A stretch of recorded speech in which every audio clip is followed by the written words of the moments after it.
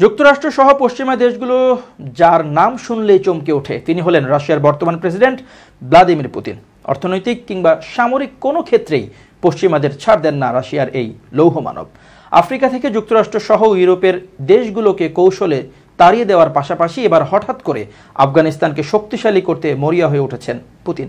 এরই ধারাবাহিকতায় রাশিয়ার পররাষ্ট্র ও বিচার মন্ত্রণালয় আফগানিস্তানের বর্তমান সরকারি দলকে সন্ত্রাসী সংগঠনের তালিকা থেকে বাদ দেওয়ার প্রস্তাব করেছে।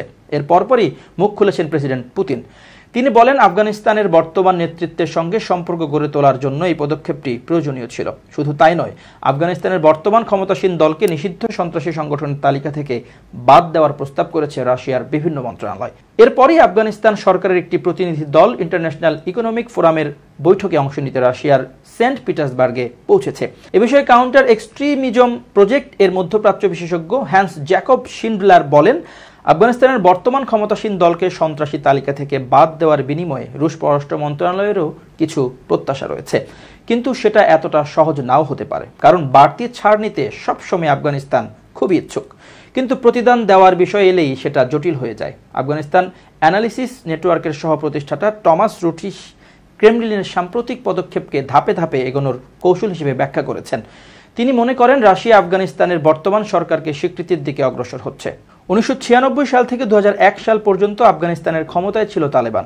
2021 সালের আগস্টে তেমন কোনো প্রতিরোধ ছাড়াই আফগান সরকারকে হটিয়ে ক্ষমতায় দখলে নেয় তারা। 20 বছর পর আফগান সরকারকে সমর্থন জুগিয়ে যাওয়া পশ্চিমা সামরিক বাহিনী এবং কূটনীতিকরা দ্রুতই আফগানিস্তান থেকে পালিয়ে যায়। এর 6 মাস পর 2022 সালের মার্চে তালেবান ও রাশিয়া আনুষ্ঠানিক কূটনৈতিক সম্পর্ক প্রতিষ্ঠা করে। দ্বিতীয়বার ক্ষমতায় আসার পর কোনো রাষ্ট্রই আনুষ্ঠানিকভাবে তালেবানকে আফগানিস্তানের বৈধ সরকার হিসেবে স্বীকৃতি দেয়নি। 2003 সালে রাশিয়াও তালেবানকে নিষিদ্ধ সংগঠন হিসেবে তালিকাভুক্ত করেছিল, কিন্তু 2023 সালে বিশ্বের প্রথম দেশ হিসেবে সন্ত্রাসী সংগঠনের তালিকা থেকে তালেবানের নাম সরিয়ে দেয় কাজাখস্তান। বিশেষজ্ঞরা মনে করছেন, রাশিয়াও অর্থনৈতিক ফোরামে একই পথ অনুসরণ করতে পারে। ইতোমধ্যে ভ্লাদিমির পুতিনের বক্তব্যে এই বিষয়টি অনেকটাই স্পষ্ট।